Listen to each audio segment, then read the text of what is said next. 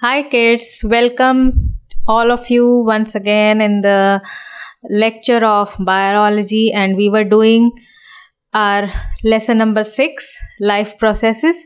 और हमने इसके जनरल चीज़ें हमने इसके बारे में पढ़ी थी कि लाइफ प्रोसेसेस क्या होता है, कौन कौन से इसके अंदर प्रोसेसेस आते हैं जो किसी भी लिविंग ऑर्गेनिज्म के लिए इम्पॉर्टेंट है, and how can we know, हमें कैसे पता चलेगा कि कोई ऑर्गेनिज्म लिविंग है या फिर वो डेड है या फिर वो नॉन लिविंग है। एंड इसके साथ साथ हमने लास्ट में करा था जो एक प्रोसेस था, दैट इज़ लाइफ प्रोसेसेस में जो एक फर्स्ट जो हम सबसे पहले हमने देख रहे थे, that was the process of nutrition. And we saw कि न्यूट्रिशन क्या होता है, and we saw that nutrition is of two types, that is autotrophic and heterotrophic nutrition. और डिपेंडिंग अपॉन कि कोई भी ऑर्गेनिज्म अपना एनर्जी को ऑब्टेन करने के लिए क्या क्या चीज़ें लेता है और कैसे लेता है, कौन से फूड प्रोडक्ट्स को या क्या क्या मटेरियल्स को लेता है जिससे उसे एनर्जी मिले, या किस तरीके से लेता है डिपेंडिंग ऑन द टाइप्स, तो और कैसे बनाता है, कैसे अरेंज करता है, उसके बेसिस पे हमने देखा कि nutrition is of two types, that is autotrophic and heterotrophic nutrition. And today we will go in the detail of autotrophic nutrition. दोनों न्यूट्रिशन के बारे में हम डिटेल में पढ़ेंगे, लेकिन आज के टॉपिक में, आज के लेसन में हम पढ़ेंगे कि ऑटोट्रॉपिक न्यूट्रिशन डिटेल में होता क्या है, कैसे होता है, क्या क्या चीज़ें इसके पीछे इन्वॉल्व हैं।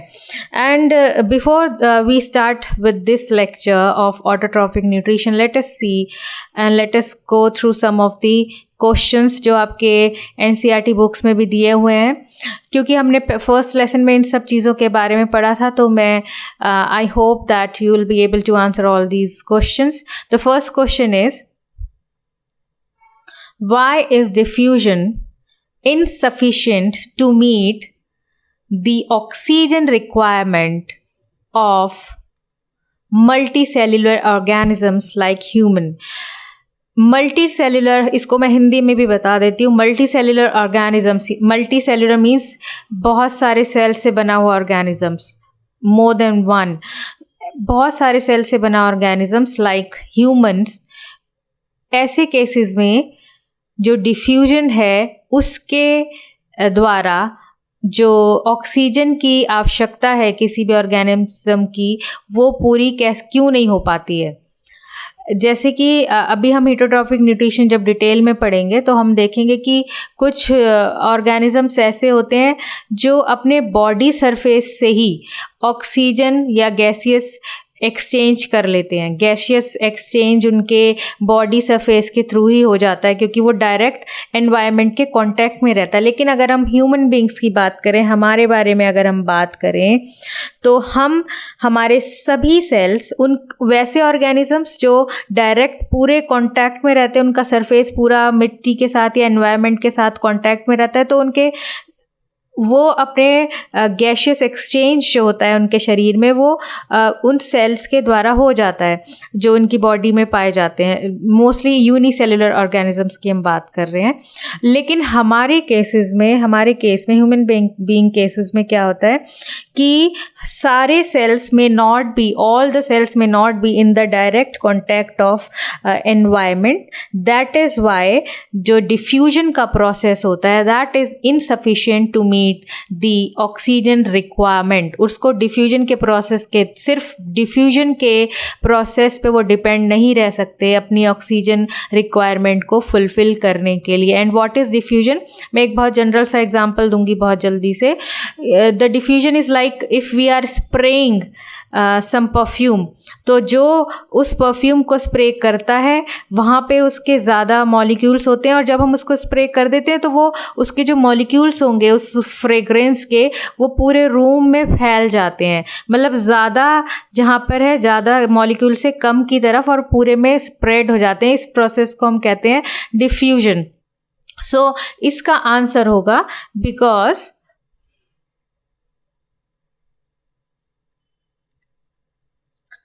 all the cells of human beings या multicellular organisms are not in direct contact of environment. यानी कि कुछ सेल रह सकते हैं एनवायरनमेंट के कांटेक्ट में, लेकिन सारे नहीं हो सकते. And second is, what criteria do we use to decide whether something is alive? हमने इस बात को लास्ट प्रीवियस लेक्चर में बहुत ही डिटेल में पढ़ा था कि अगर कोई हम बोलते हैं कि कोई ऑर्गेनिज्म या कोई एनिमल या कोई ह्यूमन बीइंग चल रहा है या उसको हम एक्टिविटी करते हुआ देखते हैं तो हम बोलते हैं कि वो अलाइव है. लेकिन what if someone is sleeping and we could not know that he is alive और नॉट, तो वील गो उसके हम पास जाएंगे और चेक करेंगे क्या वो सांस ले रहा है या नहीं ले रहा. तो on the basis of that observation of that the persons breathing is और नॉट, हम बताते हैं कि वो अलाइव है या नहीं. Similarly in case of plants, हम प्लांट्स को ऐसे नहीं देखते कि वो चल रहे हैं या मूवमेंट कर रहे हैं, लेकिन उनकी ग्रोथ के बेसिस पे we can tell that they are alive. थोड़े दिन बाद हम देखते हैं प्लांट थोड़ा और बड़ा हो गया, फिर और बड़ा हो गया, एंड फाइनली जो भी ट्रीज होते हैं वो प्लांट्स जो होते हैं वो एक ट्री का फॉर्म ले लेते हैं. तो on the basis of these growths and movements we से that the plants are alive. And similarly in our case, मैं हमारे केस का ज़्यादा इसलिए बोलती हूँ ताकि हम उसको अपने आप से रिलेट कर पाएँ कि यस, और समझ पाएँ कि हाँ ये प्रोसेसेस हमारे पास होते हैं. कि if like someone is sitting, और मैंने आपको एक एग्जांपल दिया था कि कोई कॉमा में है तो कैसे पता चलेगा कि वो डेड है या फिर वो अलाइव है. तो उसकी ब्रीदिंग से और उसके जो बॉडी में और भी जो फंक्शंस हैं, जैसे कि वो उसका हार्ट बीट करता है एंड उसके अंदर बॉडी के अंदर सर्कुलेशन होता है, एक्सक्रीशन होता है, इन सारी चीज़ों से पता चलता है कि कोई भी जो समथिंग और समवन इज अलाइव और not. So the answer for this question would be the movement in someone, then breathing. On the basis of breathing we can say that they are alive. On the basis of like we say in the case of plants, we say that they are alive. Growth, on the basis of growth, yeah, molecular movement, जिसके बारे में हम detail में और बाद में पढ़ेंगे. उनके मॉलिक्यूल्स जो है, फिजियोलॉजी जो है वो चलती रहती है, या अंदर शरीर में जो मॉलिक्यूल्स हैं उनमें मूवमेंट होती रहती है. तो on the basis of these things we see, और द प्रोसेसेस वी से that someone is alive. Then the third question is, what are outside raw materials used for by an organism? जो बाहर के raw material use होते हैं किसी organism के द्वारा, तो वो क्यों होते हैं? लाइक सपोज इफ वी से दैट प्लांट का हम बात करते हैं, प्लांट्स में हम बोलते हैं कि वो बाहर से कार्बन डाइऑक्साइड या फिर रूट से बाहर से सनलाइट लेता है. तो ये क्यों लेता है वो? या फिर हम जो बाहर से मतलब वी टेक फूड, हम खाना खाते हैं, पानी पीते हैं, तो वो हम क्यों लेते हैं, क्यों करते हैं ऐसा? ताकि हमें एनर्जी मिल सके, टू गेन एनर्जी. हमें ज़रूरत क्यों पड़ती है खाना खाने की? Why do we need to have food? We have food to have energy, to gain energy, so that हम अपने डिफरेंट जो भी हमारे फंक्शंस हैं हमारे शरीर के, या जो हमारी रिक्वायरमेंट हैं उसको पूरा कर सकें, फंक्शंस को परफॉर्म कर सके हमारा शरीर. And then the last question is, what processes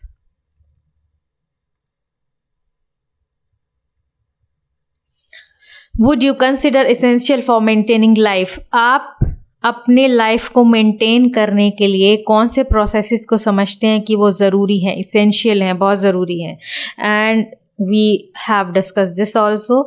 और अभी भी मैंने आपको बताया कि अपनी लाइफ को मेंटेन करने के लिए किसी को खाना खाना होता है ताकि उसको एनर्जी मिले. देन वो खाना that breaks down to give us energy. फिर वो जो एनर्जी मिली है वो ब्लड से पूरे हमारे बॉडी में सर्कुलेट होती है, बॉडी के हर एक पार्ट तक जाती है energy. And then we saw in brief in the last class that जो हमने खाना खाया है या फिर जो भी एनर्जी, जो भी यूज़फुल चीज़ें वो हमारी बॉडी से एब्जॉर्ब कर ली जाती हैं, एंड जो अनयूज़फुल हैं और या तो और we can say the useless things are excreted और removed out from the body. तो ये सारे प्रोसेसेस जो हमने थोड़ा ब्रीफ में देखे थे, ये ऐसे प्रोसेसेस हैं जो हमारे किसी भी लाइफ को मेंटेन करने के लिए बहुत ज़रूरी हैं। These are nutrition, then respiration जिसमें ब्रेक डाउन होता है उन चीज़ों का जो हमने फूड के रूप में लिए ताकि हमें एनर्जी मिले, एंड देन ट्रांसपोर्टेशन, ये सब एक दूसरे से कनेक्टेड हैं। अगर ये होगा तो ही ये होगा, और अगर ये होगा तभी ये हो सकता है, और अगर ट्रांसपोर्टेशन होगा और बॉडी के डिफरेंट पार्ट्स तक खाना पहुंचेगा एनर्जी के रूप में, तभी उसका एक्सक्रीशन हो सकता है, उसमें से यूजलेस चीज़ें बाहर निकल सकती हैं। एक्सक्रीशन है। देन हमने एक और चीज़ डिस्कस करी थी, मूवमेंट है, ग्रोथ है, एंड देन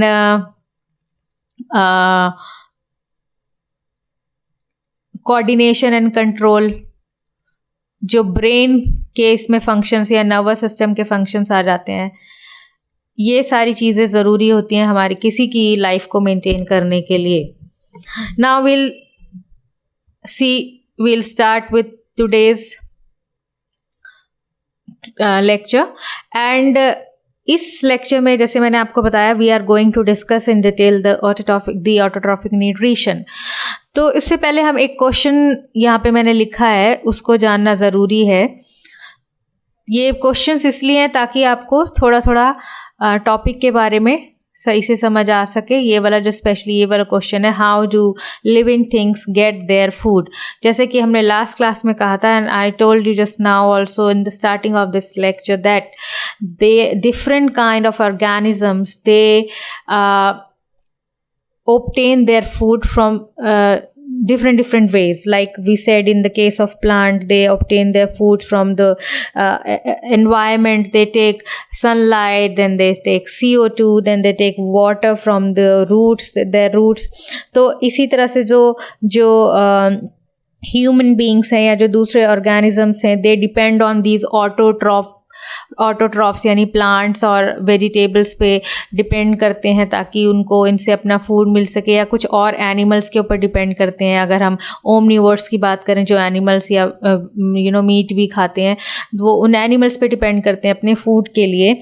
और व्हाट हैपन्स, लाइक समटाइम्स ये जो ऑर्गेनिजम्स होते हैं जो अपना फूड लेते हैं, या हम भी हैं जो अपना फूड लेते हैं, वो बहुत कॉम्प्लेक्स होता है, बहुत ही बहुत वी कैन से बहुत ही ऐसा होता है जिसको we have to break down into simpler substances so that we can absorb energy from them.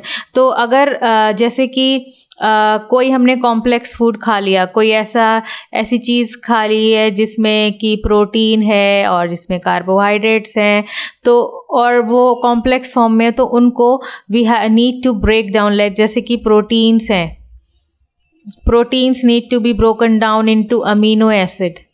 Human cases में तो यही होता है, हम जनरली कॉम्प्लेक्स फूड्स ही खाते हैं क्योंकि वो हम डायरेक्ट नहीं लेते हैं, वी डिपेंड ऑन प्लांट्स और animals to have our food. या फिर कार्बोहाइड्रेट्स हैं जैसे, तो they need to be broken down so that हमें उनसे एनर्जी मिल सके। तो ऐसे चीज़ों को ब्रेक डाउन करने के लिए, कॉम्प्लेक्स फूड को सिंपल फूड में ब्रेक डाउन करने के लिए वी नीड सम केमिकल्स। और ये जो केमिकल्स होते हैं, या जिनको हम बायो कैटलिस्ट भी बोलते हैं,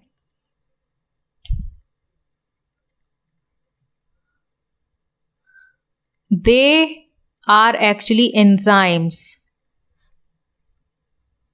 एंड दीज बायो कैटलिस्ट और enzymes help to change these complex food which we eat into simpler form। ये बायोकेमिकल्स या बायोकैटलिस्ट और एंजाइम्स ये काम करते हैं कि हमने जो भी कॉम्प्लेक्स फूड खाया है उसको सिंपल फूड में कन्वर्ट करते हैं ताकि हमें उससे एनर्जी मिल सके। Yes, as we have already discuss, autotrophic nutrition is that process by which autotrophs take in substances from outside and convert them into stored form of energy.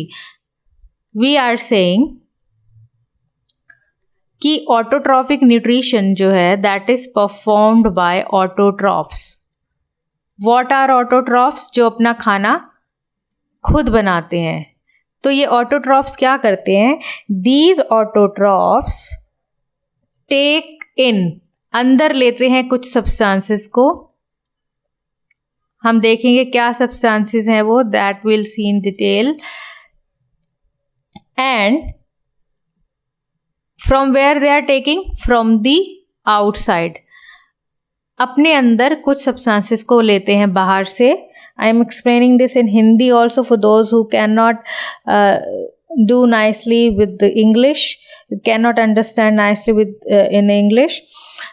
And they are, अब उन्होंने क्या करा, बाहर से कुछ चीज़ों को ले लिया and उनको वो convert करेंगे and they convert those substances into stored form of energy. अब हमने एक शब्द यूज़ करा, एक वर्ड यहाँ पे यूज़ करा, stored form. stored form हमने क्यों बोला? क्योंकि ज़रूरी नहीं है कि जब प्लांट्स ने, हम यहाँ पे प्लांट्स की बात करेंगे क्योंकि प्लांट्स ही ऑटोट्रॉफ्स होते हैं, जो अपना, ऑटोट्रॉफ्स मीन्स ऐसे ऑर्गेनिजम्स जो अपना खाना खुद बनाते हैं. तो it's not necessary always that whatever they are making, whatever food or substances they are taking in to make their food is always required at then that time only.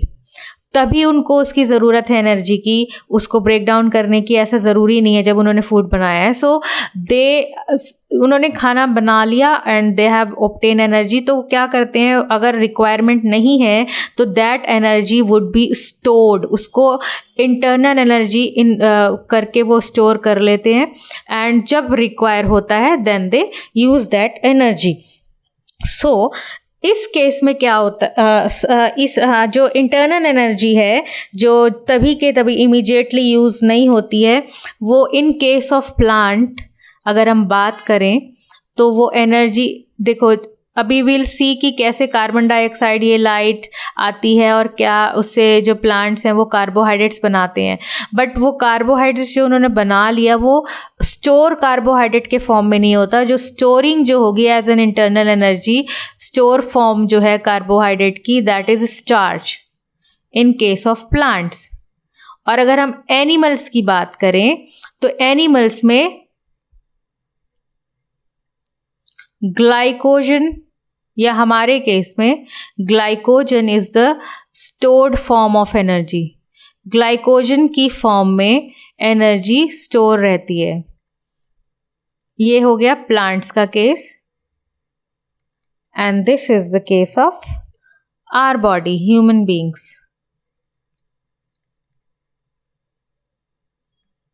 Now what happens in this autotrophic nutrition? We all know, मतलब इसका general सा idea हमें photosynthesis का सभी को है, but we'll see here in detail, क्योंकि ये फोटोसिंथेसिस जो है वो बहुत इम्पॉर्टेंट प्रोसेस है इन केस ऑफ प्लांट्स. और ये मोस्टली आ जाता है इसके ऊपर क्वेश्चन ज़रूर, कई sometimes it comes like as a long question, sometimes in the form of some objective type of fill in the blanks or something like that, or like they'll give you the diagram and they'll ask you to fill some, to tell you कि ये क्या है, carbon dioxide कहाँ से आ रही है and all those things. So we should know this in detail. तो इसमें क्या होता है कि जो प्लांट है, suppose this is a plant, अब ये प्लांट क्या करेगा, प्लांट को अपना खाना बनाने के लिए they require CO2, they require water, they require sunlight, and they require one more thing which is very essential, that is chlorophyll. क्यों essential है, कहाँ होती है, कैसे होती है, that we'll see. And what they do, वो कार्बन डाइऑक्साइड लेते हैं, वो वाटर लेते हैं बाहर से and they convert these two things into carbohydrates. Okay, so this is general equation I have written here. तो अब ये जो हम एक एक करके देखेंगे, जो CO2 है वो प्लांट्स को मिलती है. This CO2 they are getting from atmosphere.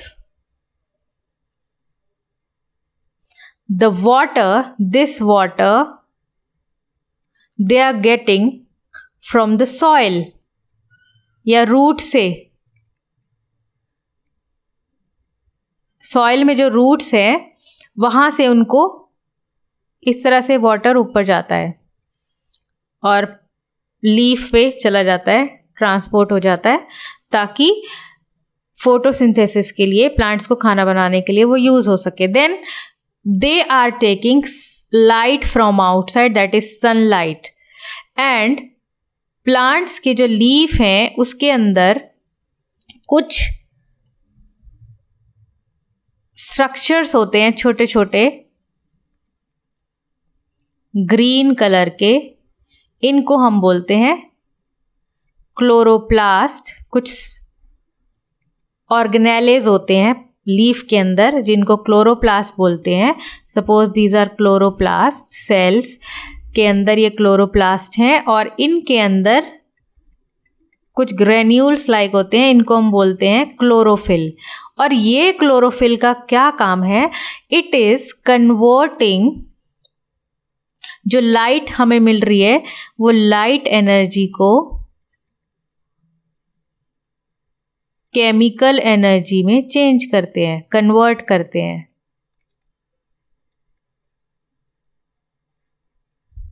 So chlorophyll का काम है कि वो सन की लाइट एनर्जी को केमिकल एनर्जी में चेंज करें. केमिकल एनर्जी में चेंज करते हैं तभी इन दोनों को मिलाकर कार्बोहाइड्रेट्स बनते हैं. Okay, and which is the food of for the plants. And अगर वो नहीं यूज़ होते हैं, उनको ज़रूरत नहीं है, तो वो स्टार्च के फॉर्म में स्टोर हो जाते हैं. नाउ विल सी कि जो फोटोसिंथेसिस है उसकी जनरल इक्वेशन क्या होती है, किस तरह से फोटोसिंथेसिस का प्रोसेस केमिकली, अगर हम बात करें केमिकल इक्वेशन ऑफ फोटोसिंथेसिस, तो वो इस तरह से है. To make carbohydrate they use or they take 6 carbon dioxide के molecule from the atmosphere. Then they take 12, मतलब ले तो वो 12 से ज़्यादा या 6 से ज़्यादा कार्बन डाइऑक्साइड ले सकते हैं, 12 से ज़्यादा वाटर मॉलिक्यूल्स ले सकते हैं, लेकिन कार्बोहाइड्रेट्स बनाने के लिए they will use this number of carbohydrates and carbon dioxide and water. And then ये इक्वेशन बहुत इंपॉर्टेंट है, लर्न करनी है हम सबको, so that means any question can come out of this autotrophic nutrition, so that we are able to attempt all those questions. Chlorophyll and sunlight की help से, sunlight and chlorophyll की help से they are changing into carbohydrate, जिसका formula होता है C6H12. जैसे हमने chemistry में पढ़ा था कि हर एक रिएक्शन को बैलेंस होना ज़रूरी है, तो यहाँ पे भी बैलेंस होती है. C6H12O6 plus oxygen release out होती है 6 मॉलिक्यूल ऑक्सीजन के, और rest of 6 molecule of H2O भी बाहर निकल जाते हैं. 6 यहाँ पे यूटिलाइज हो गए, सॉरी ये 12 इंटू 2 टोटल 24 हाइड्रोजन थे, जिसमें से 12 यहाँ यूज़ हो गए हैं और 12 इधर निकल गए हैं, रिलीज आउट हो गए हैं. तो अगर हम if we see the chemical equation of photosynthesis, that would be 6 CO2 plus 12 H2O. In the presence of sunlight and chlorophyll, they are making carbohydrates whose formula is C6H12O6, plus they are releasing 6 molecules of oxygen and 6 molecules of water. Now, अगर हम इसके steps देखें कैसे होते हैं, सबसे पहले steps of photosynthesis, कई बार सिर्फ यही क्वेश्चन आ जाता है कि what are the different steps of photosynthesis. तो सबसे पहले क्या होता है कि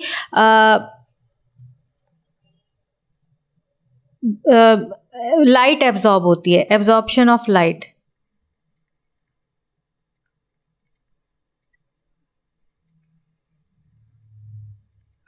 और ज़रूरी नहीं है कि ये इसी स्टेप्स में हो, पर जनरली ऐसे ही होता है. डिफरेंट डिफरेंट प्लांट्स में प्लांट की वैरायटी पे डिपेंड करता है कि ये स्टेप्स कैसे होंगे, बट मोस्टली ऐसे होता है. तो that is why they have we are writing them in the form of these steps. फिर क्या होता है कि एब्जॉर्प्शन ऑफ लाइट होती है. कहाँ पे कैसे एब्जॉर्ब होगी जो सनलाइट एब्जॉर्ब हुई? With the help of chlorophyll. I am writing here as CHL, the short form. Absorption of light होगी with the help of chlorophyll. फिर जब उसने एब्जॉर्ब कर लिया तो वो क्या कर रहा था? As I told you earlier कि लाइट एनर्जी को केमिकल एनर्जी में चेंज करता है chlorophyll. And then the water molecule, ये जो वाटर मॉलिक्यूल वो रूट से ले रहे हैं, सॉरी दिस वन, वो स्प्लिट होता है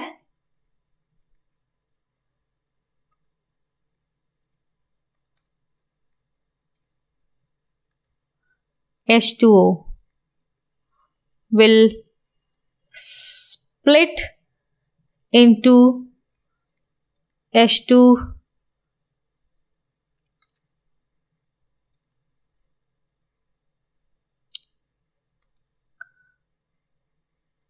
and O2. जैसे हम यहाँ देख रहे कि ऑक्सीजन निकल गया है और हाइड्रोजन यहाँ आ गया है, और 6 मॉलिक्यूल जो वाटर के हैं वो एज इट इज़ बाहर निकल गए हैं.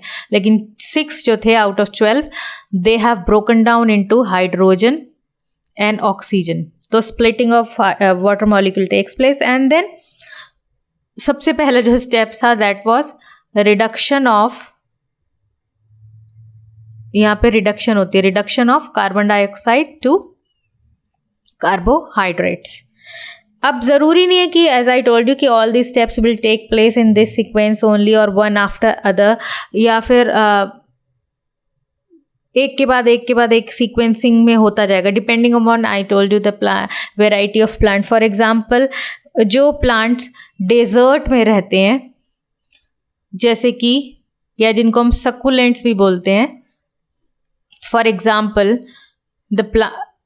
दीज, जैसे कैक्टस है, बहुत सारे प्लांट्स होते हैं जो डेजर्ट में रहते हैं. कैक्टस है, यहाँ पे मैंने कॉमन वाले लिए हैं जैसे एलोवेरा है, and some other plants are there like opuntia and kalanchoe है, कैलेंचो. ये जो प्लांट्स होते हैं and some other plants also, जो डेजर्ट प्लांट्स होते हैं जिनको हम सक्कुलेंट्स भी बोलते हैं, जो अपने अंदर जनरली वाटर स्टोर रखते हैं ताकि अगर उनको बाहर से या फिर उनके रूट से हमेशा पानी मिले चाहे ना मिले, चाहे बाहर ड्राई कंडीशन हो, अंदर पानी जाए चाहे ना जाए सॉइल में, लेकिन उनके पास हमेशा वाटर रहता है. ऐसे प्लांट्स में क्या होता है, these desert plant take the carbon dioxide at night. उल्टा होता है, जनरली प्लांट्स कार्बन डाइऑक्साइड लेते हैं दिन के टाइम में, लेकिन ये जो डेजर्ट प्लांट हैं जिनको जिनको सक्कुलेंट प्लांट भी बोल सकते हैं सम ऑफ देम, तो ये क्या करते हैं, at night they will take carbon dioxide in. अभी हमने बोला था कि सनलाइट जब होती है तब plants will absorb sunlight and they'll take CO2 in, फिर water आएगा. लेकिन अभी हम बोल रहे हैं in case of desert plant they take up CO2 at night, and उसके बाद रात को लेने के बाद वो बस एक they will make or prepare an intermediate, कोई भी एक कंपाउंड बनाते हैं जो भी फुल्ली मतलब कार्बोहाइड्रेट नहीं होता है, एंड वो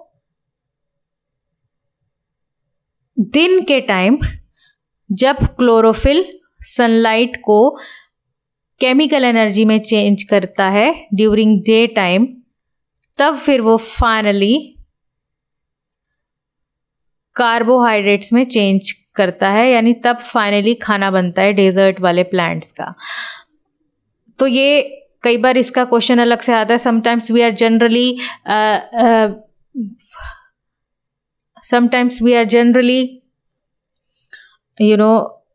learning about photosynthesis more and more, but examiner gives this kind of questions also which we generally ignore. We say अच्छा ये मेन तो फोटोसिंथेसिस है, इससे कुछ नहीं होता। लेकिन वी शुड रिमेंबर और लर्न दिस वन ऑल्सो कि ये कुछ ऑपोजिट तरह की चीज़ें करते हैं, वैसा सीक्वेंस शो नहीं करते जैसा जनरली होता है। वो सबसे पहली बात तो है वो CO2 they absorb at night, फिर वहाँ पे रात को ही वो इंटरमीडिएट मतलब आधा काम करके छोड़ देते हैं। But during day time when they receive sunlight, the chlorophyll will change that sunlight और the light energy into chemical energy to form the carbohydrate, this one. So ये वाला प्रोसेस भी होता है। सो वी हैव, ये important है, we have to remember this one.